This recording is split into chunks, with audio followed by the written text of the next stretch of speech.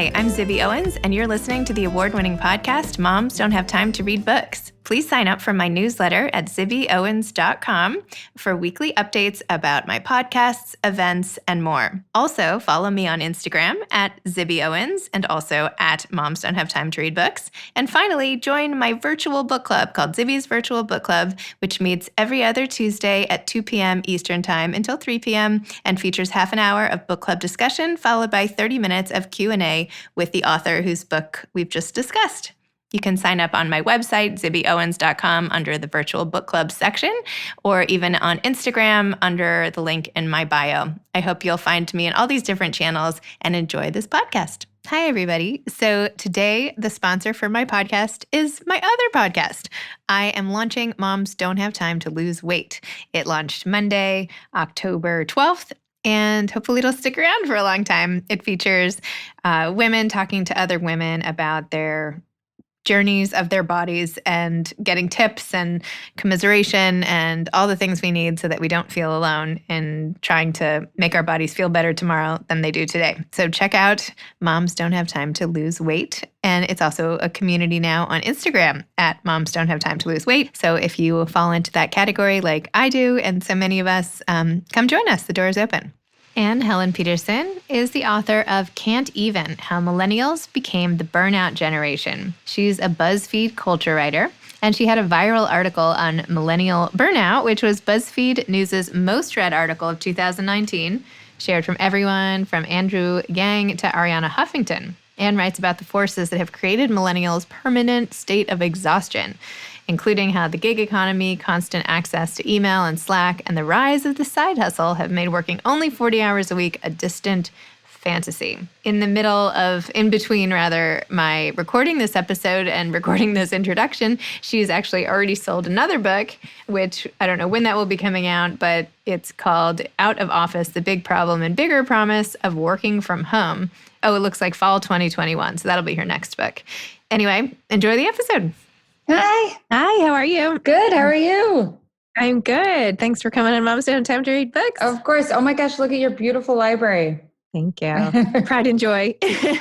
Great that you can have it as your background on your Zoom call so that more people can see it. True. I know. The rest of this pandemic, I've sort of been out on Long Island and I ordered a bookcase because I had nothing to showcase books at all. And this is like my whole built-in library. It's like, what a waste. Yeah.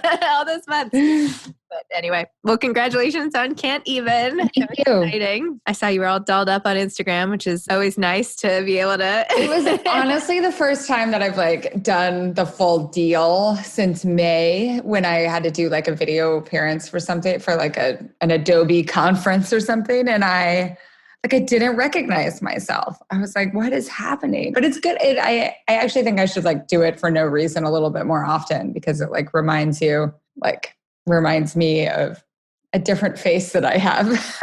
Yeah.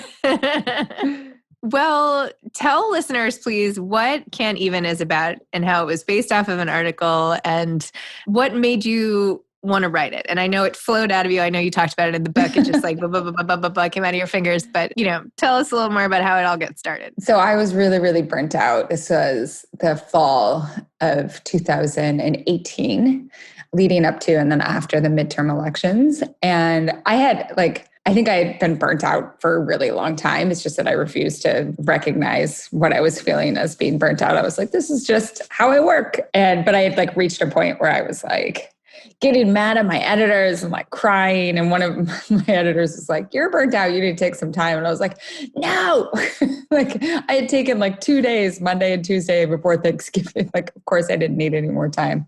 And the thing that I thought was wrong with me is I couldn't figure out how to do my errands.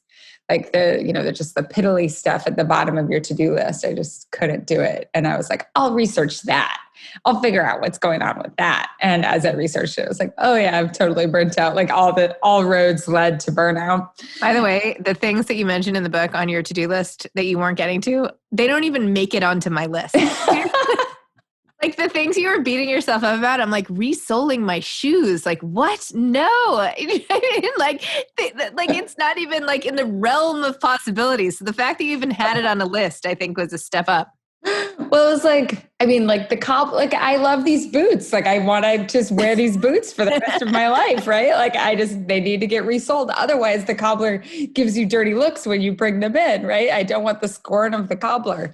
But, all signs pointed to burnout, but still like the diagnosis of burnout as it was clinically described did not match like what I was feeling. Exactly. Because clinically, they usually describe it as like collapse, right? And I wasn't collapsing, I was still going. And so I wanted to try to figure out how to describe, maybe expand that definition to describe a more societal instead of just clinical diagnosis. And so I try to look at my own life and where I had learned to work all the time and really internalize that ethos, and then extrapolated a little bit more onto like the rest of my generation. But it was it was a personal essay that like was long.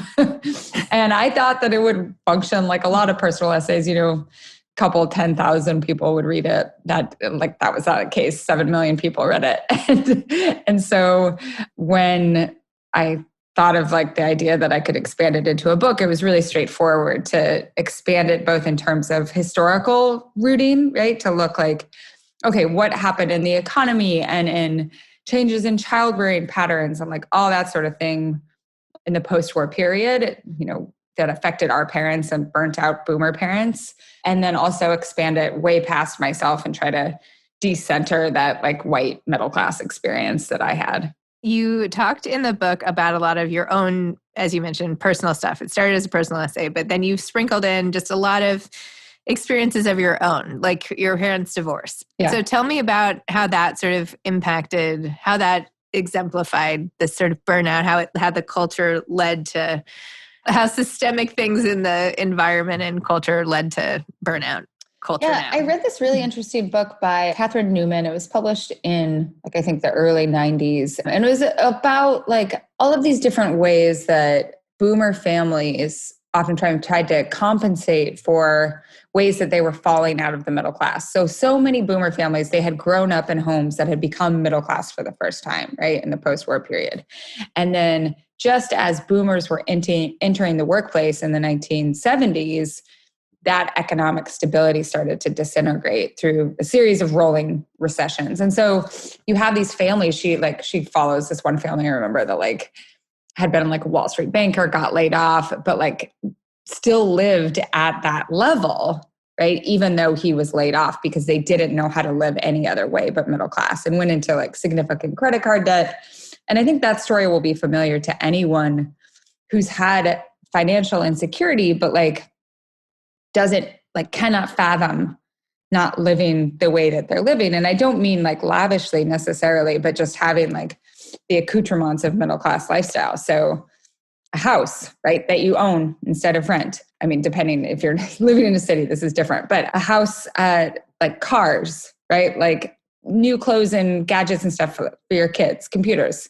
And there are ways that you could be so much more thrifty and really decrease your cost of living footprint, but that is unfathomable once you've come to that middle class. It's a real psychological burden to like really to shift classes to go downward. And so to connect this to my parents' divorce, she has this whole chapter that is about what happened to women who got divorced during this period, because they have incredible downward mobility, because a lot of these women, these boomer women, stopped their jobs. This was one of the first generations that went en masse into the job market, but then many of them had taken a step back from the job market in order to raise their children, right? And allowed their husbands' careers to take precedence. And so when they get divorced, whether the kids are in elementary school or in junior high, the income, the wife doesn't necessarily have a career and can't necessarily like restart her career where she left it or didn't have one in the first place. The husband still has a career and can just continue going on, right? And they're living in two different houses, but they have to pay rent for two different spaces. And so the income level of that secondary house, because usually the kids would either be primarily like custody with their mom or splitting custody, but the experience of being a kid in one of those households, it just teaches you as a millennial, as a Gen Xer, like it teaches you a lot of lessons about oh, well, this is what happens if you don't have a plan for yourself at all times, right? If you don't know how to work at all times, like at any moment, this marriage could go under and you could like find yourself financially afloat. And I certainly internalized that idea and I tried to expand on it in the book. So do you feel like, I know at the end you say you don't want to give an overwhelming list of tips, right? And that those are kind of useless also. Yeah. But I feel like you do such a good job of outlining the hurdles, right? Like, and I feel like you did it with you were sort of like pissed off writing this book. Like, I felt like could like, you were like, it was not venting because it was so well articulated, but it was more just like you're angry, like at the situation. And you feel that there is sort of no way out unless everybody changes everything. Right. And that's tough. So what do you think can actually help? Are you doomed? No, I don't think we're doomed. And I don't think that every last thing about our lives have to change. Like we don't have to like leave our homes, right? I just think that like there are palliative things that we can do in our own lives to decrease our own personal burnout. Like you can try to institute better borders between the workspace and the rest of your life. You can have better digital hygiene in terms of like, I delete Twitter off my phone on the weekend or whatever. But all of those things are Band-Aids ultimately if you're fighting against this larger system that is broken, right? Because it is always going to be the stronger force. Like the burnout inherent to that system is going to swallow you no matter like what, armor you put on to resist it. So I think that like there are those smaller things that we can each individually do, but as a society, I hope that anger and that frustration is contagious because I think that as millennials, like we have been taught to, despite our reputation, to kind of put our head down and be like, okay, well, I guess I just need to work all the time. Like this is just my life. And instead we can look at our lives and say, it doesn't have to be this way. How can we together say that loudly and then also decide that we want change, not just incremental change, but like societal change? So what's something in your dream scenario here, not to like put you on the spot, that if society were to change, and I know you reference everything from like pensions and social security and like parental burnout, like I know there's a lot of stuff. What's like one thing maybe that could happen that could make things better? Mandatory paternity leave, right? I think that like, we don't even have mandatory maternity leave, but the chapter on parenting burnout, I think anyone who reads the book will see just how angry all of these moms are, right? They're just like so tired and so angry. And there's a lot of resentment. And a lot of it has to do with the fact that like you're doing all of these things that society has told you to do to be a good mom. And then you also just feel like in your home, in your heterosexual home, that it is really difficult to find anything close to a equitable labor split, even with the most progressive of husbands or the most feminist of husbands. And so I think that one thing that has been shown in other countries and to some extent in the US to actually sustain equitable splits of labor in the long term is if a father stays home for an extended period of time by himself with kids. Because what that does is it teaches fathers everything that has to be done in order to like take care of children and run a household. So, that is something on a societal level that we could do to pretty radically reorganize the way that labor is split in the home, that it could have ramifications like across society. And then also like, government subsidized and funded affordable childcare would be a huge thing. Like every parent I know is stressed out about finding reliable care. This is even pre-COVID, right? Reliable, affordable care.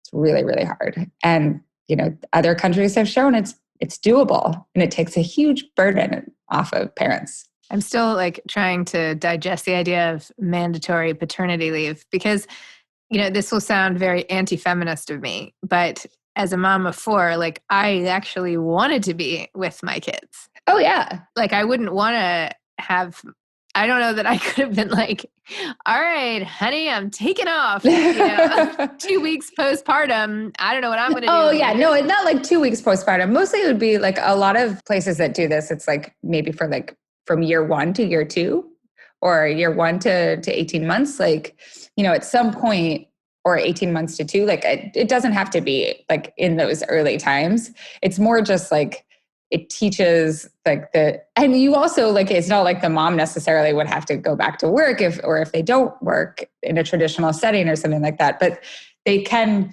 do anything that they want as long as the male is primarily responsible for, keeping the child alive. Yeah. And not like call it babysitting. Yeah, right? Exactly. Yeah. You're not babysitting your own kid. Right. I think even in your introduction is interesting because you were saying like, you don't even expect jobs to last, right? Yeah. You don't even have the expectations that were for so many of us assumptions, right? Now you don't even have them. I feel like I don't know how you would maintain any sort of like positive outlook and inner equilibrium if you felt that there was no true hope. And I know there are things societally we can do, but aside from you getting up and running for president, which you maybe no. I feel like there's still potential for joy and happiness in the context of societal like frustration, right? And I think that, right? I mean, you have to like, I don't know. I feel like I'm trying to make you feel better because I felt like you were so upset in the books. And now I feel like I'm like answering your upsetness. Well, I think that the problem with burnout is it swallows joy, right? It swallows all of those moments that, like, for me, I knew how to find like kind of serendipitous moments of happiness, like in the corners of my life and that sort of thing. And I think that like both my exhaustion and then like the way that we come to rely on our phones and like Instagram as crutches during those moments, like it takes your best intentions, right? And cannibalizes them. And that is the frustration. Like, I was very careful to always ask all the parents that I interviewed for the book. I was like, tell me all these things that you're frustrated about, but also tell me the thing that makes you so happy about parenting. And I think a lot of them were like, there are all these things that I love about being a parent and I love about my kids. But because of all of these other stresses, all of these other instabilities, it makes it so hard to focus on those things, right? Yeah.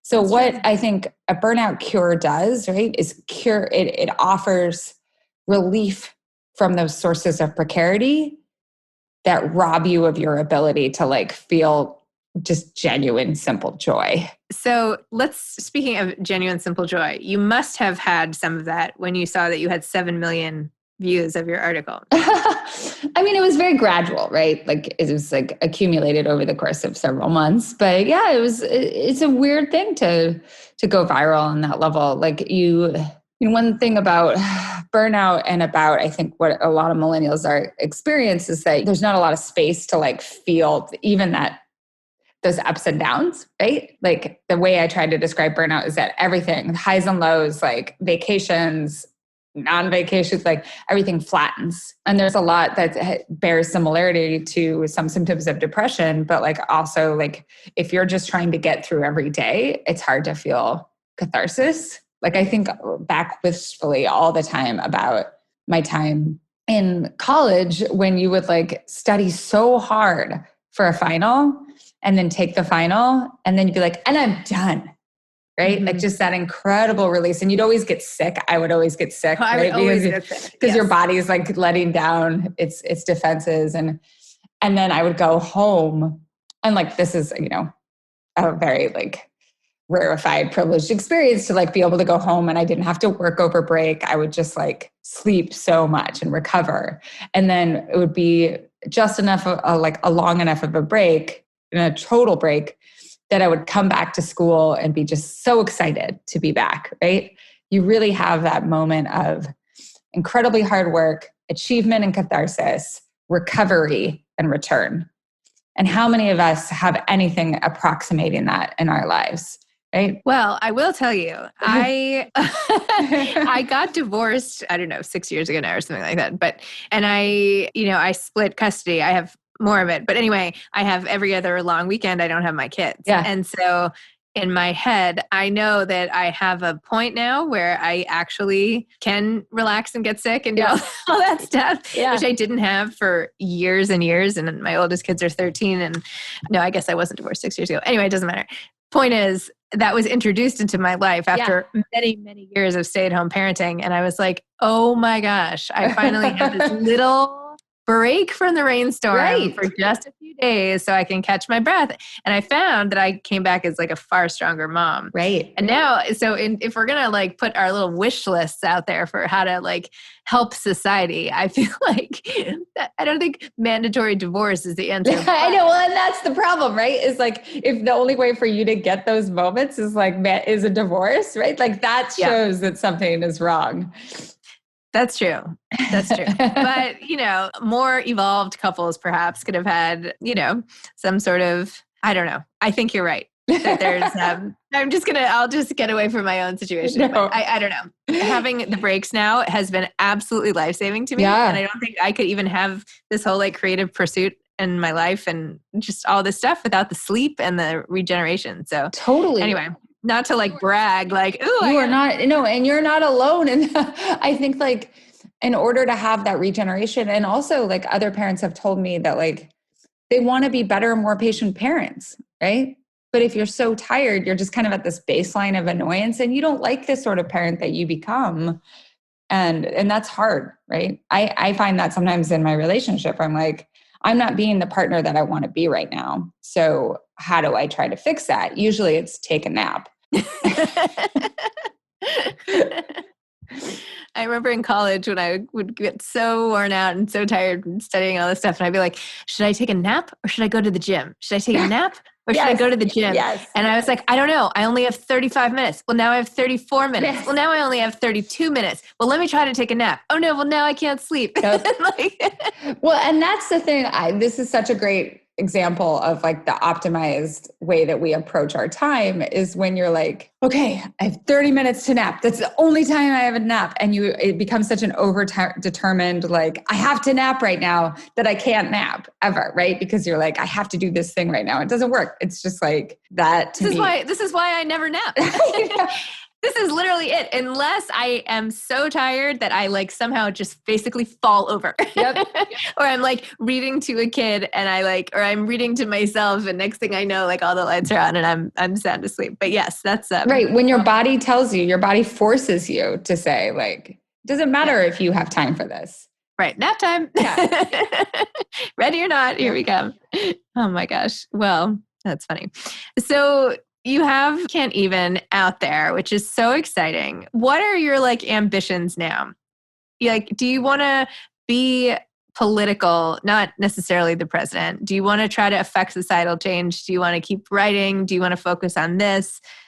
Like where are you? What do you think? Yeah, no, I'm not like a policymaker. Like I like reading other people's policy suggestions, but like that's not my expertise. Like people have a lot of expertise in that area and familiarity. And I am more like my training as my PhD is in media studies. Like I love reading history and synthesizing ideas and trying to figure out what's going on, right? Like why are we acting the way that we are acting? I guess you could call that like examining ideologies of a given moment, that sort of thing. I think that my next project is going to do with work from home and like the brave new world of hybrid working from home and how you can prevent it from like sucking your life into it. Like it could be like a real way to even become more burnt out, or it can help us think about how to reorient our lives away from work, which might be revelatory, but still trying to think through some of the first steps on that. Oh, I love that. I actually have found with so much more stuff going on at home that all of the stress of logistics and running around has like taken a big burden off. Yep. Like I have all this extra time and energy now that I'm not like racing from place to place and figuring out how to get all my kids there. Now it's like, okay. Right. Well, and I used to travel so much for work and for speaking stuff and that sort of thing. And like, I think for a lot of people who have been slowed down by the pandemic generally, like obviously when we can start moving around a little bit, I'm like going on a vacation, like having our actual vacation as soon as possible. But like, I can't see myself returning to that level of franticness. And that's, I mean, it's one of the small silver linings of all of this, I think, is some perspective. It's true. Do you have any advice for aspiring authors? I mean, this is what people always say, but I really think like sometimes you get really precious about writing and are like, okay, I have to be like in the right place and it has to be like the right kind of writing and I need to like, it needs to be good as it comes out. And I am a big proponent of just barfing on the page and then coming back and editing. So write a lot. Awesome. Well, thank you. Thanks for coming on Moms Don't Have Time to Read Books and for our little therapy session over anger and anxiety and divorce and all that. And congratulations again on your book coming out. Thank you so much. This is great. Okay. Bye. Bye. I hope you enjoyed today's episode. I know I enjoyed recording it. Don't forget to check out my new podcast, Moms Don't Have Time to Lose Weight. Pretty soon, moms won't have time to listen to podcasts. And check out the Instagram community that goes along with it. And if you would like to join, please request to join. It's for anyone who wants to feel better in their body tomorrow than they do today. And it's a supportive group of like-minded souls who just need the community to achieve their goals. Moms don't have time to lose weight. Thanks for listening to this episode of Moms Don't Have Time to Read Books. Don't forget to follow me on Instagram at Zibby Owens and at Moms Don't Have Time to Read Books. Also sign up for my newsletter at zibbyowens.com and sign up for my virtual book club and meet lots of authors on Zoom every other week. Thanks so much to Steve and Ryan at Texture Sound for the sound editing. And thank you to Morning Moon Productions for providing this fantastic intro and outro music.